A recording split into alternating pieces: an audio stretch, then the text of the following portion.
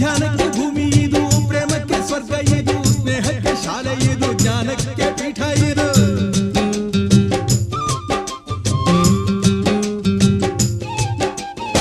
ಕಾವ್ಯಕ್ಕೆ ಕಲ್ಪ ಇದು, ಶಿಲ್ಪಕ್ಕೆ ತಲ್ಪವಿದು, ನಾಟ್ಯಕ್ಕೆ ನಾಡಿ ಇದು, ನಾದಾಂತರಂಗವಿದು.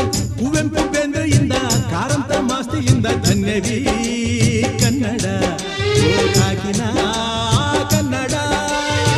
ಹುಟ್ಟಿದರೆ ಕನ್ನಡ ನಾಡ ಮೆಟ್ಟಿದರೆ ಕನ್ನಡ ಮಣ್ಣ ಮೆಟ್ಟಬೇಕು.